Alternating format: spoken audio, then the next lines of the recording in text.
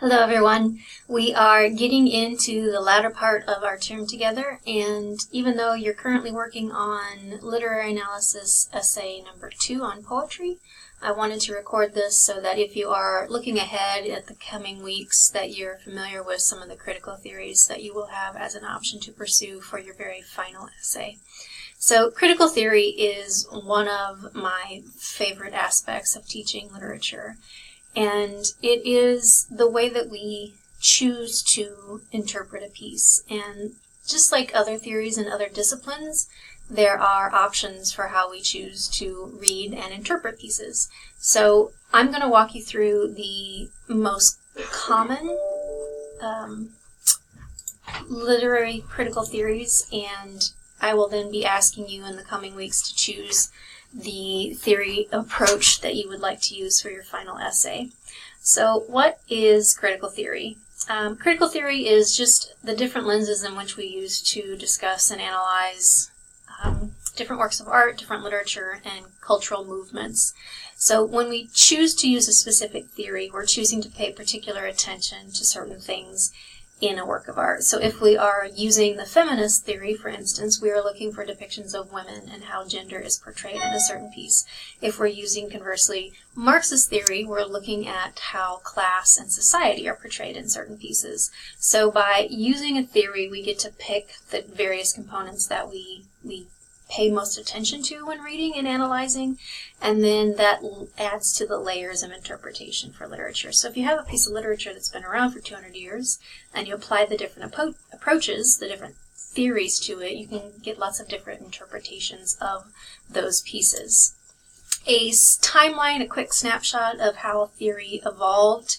You begin in the 1930s, and this is the first type of theory I'll talk about in just a little bit.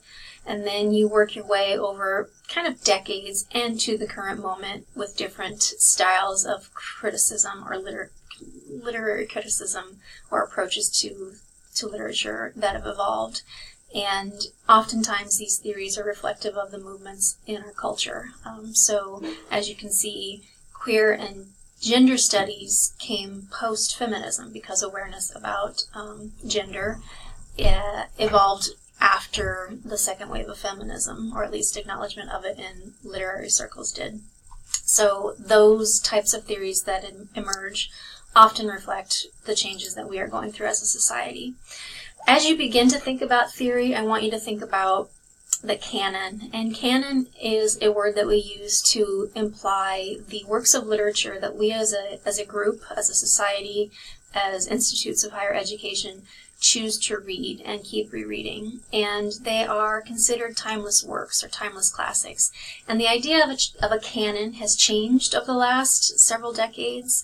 It used to primarily be white, heterosexual males, because those were the people who were privileged to be able to write and publish, and those were the scholars who were reading and analyzing their works.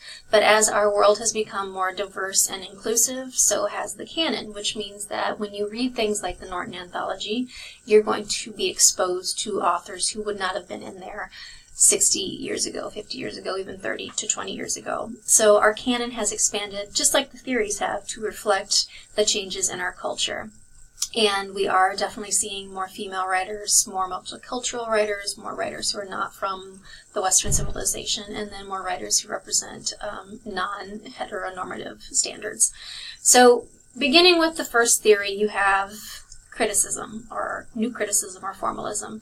In the 1930s and 40s, we were involved in World War II, and at the end of World War II, you had federal and state governments offering our GI soldiers money to return to colleges and universities so that they could have better lives. And with this, you had a new style of reading that meant that you could approach the piece of literature without needing to have any external knowledge of the literature itself, or the author itself, or the time in which a piece was written. And the advantage to formalism or new criticism is that everybody can do it. If you don't have access, if you don't have prior knowledge of a certain topic or a certain author, you're not at a disadvantage when you're using new criticism or formalism. So you're trying to ignore things like who the author is, when he or she was born, their religion, their morality, and when the piece was written. It presumes that the only thing you need to analyze literature is the piece of literature itself. In a lot of ways, what you've already done in this course is practice new criticism, since I've asked you to not go outside of the piece itself, to not do outside research, to focus primarily on the work itself. You are practicing essentially new criticism. However, that doesn't mean that a lot of you could ignore some of the topics that you've written about. I know some of you have written about racism, some of you have written about sexism, so those are isms that are more current to our culture and that probably would not have been discussed much in the 1930s and 40s when this particular movement began. The criticism of formalism is that it divorces literature from its place in history, meaning that when you're reading works like Mark Twain's Huckleberry Finn, you're not supposed to pay attention to the fact that Twain uses the N-word repeatedly throughout his work. And I know that it's been something that's been discussed in recent decades as to whether we remove certain works that are not culturally appropriate anymore, or whether we keep reading them because they are still considered classics. And a new critic or a formalist would say that we ignore those things, that we keep reading those pieces. So you kind of have to weigh how you feel about that particular interpretation. Formalist critics seem to see things through their own social class lens, meaning that, you know, if you were born and raised a heterosexual white person, then you're going to be able to keep interpreting literature in that way and maybe not be exposed to other points of view. So there are some limitations to this particular theory. Some typical questions you might ask about new criticism appear here. So imagery, paradox, contradictions, rhythms, and rhyme. All right, we move on then to deconstruction. Deconstruction I love and I hate because it is confusing and it is in some ways rather pessimistic. So when you are using deconstruction, you are trying to break down language, essentially. I used deconstruction and psychoanalytic theory when I wrote my master's thesis, and it took me a while to really wrap my brain around what it meant to deconstruct something. This particular type of theory was begun by the philosopher Jacques Derrida, and it is a French, he's a French-based philosopher, and you also will hear names like Kant, Nietzsche, and Foucault associated with deconstruction, primarily French philosophers. It is in direct response and almost a rejection of formalism. So oftentimes these theories evolve as a way to speak to or speak against the theory that followed before it. The idea of deconstruction is that all language that we use is unstable. So if you think about it and think hard about it, the language that we use, the words that we choose, they didn't exist millions of years ago. We have, as a people, created language. We've assigned meaning and symbols to things in order to better communicate with one another. So the words that we use reflect a constructed reality. They do not necessarily reflect reality, because language can change, so can reality. So as our words evolve and our meanings change, that means that nothing is necessarily stable. And deconstruction seeks to try to find that center, that truth. It is also very much rooted in the notion that there are two opposite ends or binaries based on the way we construct language. And examples of this might be things like man versus woman, black versus white, city versus country, up versus down, good versus evil. So when we assign value to certain words, we empower them. And some of those words, obviously, good is interpreted better than evil. But we also have that problem when we start referencing black versus white, man versus woman, citizen versus refugee. And so part of what deconstruction does is try to reveal those stereotypes that evolve because of the ways that we use language and the values that we assigned it. So binaries mean that one is often superior or perceived as superior to the other. And deconstruction aims to expose that superiority and break it apart, essentially. So it is looking for language, contradictions, conventions, separations, ideology, what's left out, whose point of view things are coming from. So deconstruction is a chewier, thicker, more abstract theory, but it is really good for trying to seek an upset of power, if you will, in literature works. We then move on to Freud and psychoanalysis. So if you've taken any psychology courses, you're familiar with the works of Freud and the notion that human beings are motivated, even driven by desires, fears, needs, and conflicts of which we are often unaware. And he believed that the unconscious was affected by events that happened in our childhood. If you've taken these psychology courses, you'll be familiar with the terms id, ego, and superego, and so thinking about things that appear within characters in your works in particular, why they do things. Is it ego-driven? Is it libido-driven?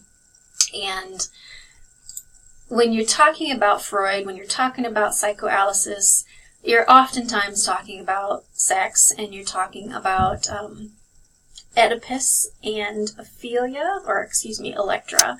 And so because Freud believes that the childhood events that happen to us affect what we do and how we think in the future, the evaluation or analysis of complex relationships, especially between parents, can be used for psychoanalysis.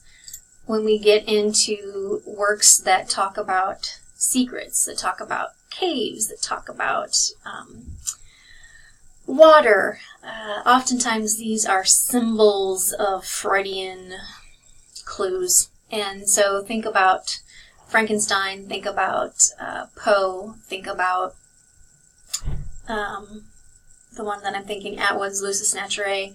So the kind of notion of, oftentimes related to Gothic fiction, dreams that people have. So concave images such as ponds, flowers, cups, and caves are seen as female. Phallic symbols are objects that are longer than they are wide. Cigarettes, walking sticks, pillars. Dancing, riding, flying are associated with sexual pleasure. Water is associated with birth, female principles. So all of these things are symbols for something and linked with sexual pleasure. And so psychoanalysis looks for those symbols. If you choose to do psychoanalysis, you're going to be looking for those parental relationships that are problematic, if any feelings are being repressed, if you have those symbols, if there's something psychological happening with the author. I think immediately of The Yellow Wallpaper by Charlotte Perkins Gilman. So the prose about this, it can help us better understand authors or characters' intentions. Connie in Where Are You Going? Where Have You Been? That would be a good one to use for this too, but it tends to revolve very heavily on sex. Psychoanalysis does. Then we move into Marxism, which is very much focused on classes of people and property and ownership. So this is based on the work by the German philosopher Karl Marx, and it examines class and materialism. So who has money, who has power, and what do they purchase? It believes that literature reflects social institutions, and literature is a product of the economy of its era. So the writers who are writing are products of the culture that they've been raised in. So if you're reading Western literature, you're reading the ideologies of capitalism. And Marxism is hoping to talk about the struggle between social classes. If you still have your Frankenstein text in the back, I only had you read one critical theory essay for this, but in the back there will be theories or pieces written using various theories, and one of them does have to do with the social class difference that are supposed to be metaphors in Frankenstein. So it might not be an overt symbol or metaphor, but it might be something hiding underneath. So looking at who owns what, how they spend their money, what kind of power. In Jamaica Kincaid's Girl, that short poem or short story, you might talk a little bit about the everyday actions of a woman in a Caribbean nation. Kincaid's work is often associated with issues of class. So Marxism attempts to exploit, to undermine, to break apart, to open, kind of like deconstruction, the notions of power and class, and believes the majority forces its belief on the minority, analyzes the way in which people become alienated from one another through power, money, and politics, and the job of a Marxist is to change the world for better, oftentimes through revolution. So you're looking at land and money and power and position. Again, I go to Charlotte Perkins Gilman and the yellow wallpaper, her husband being the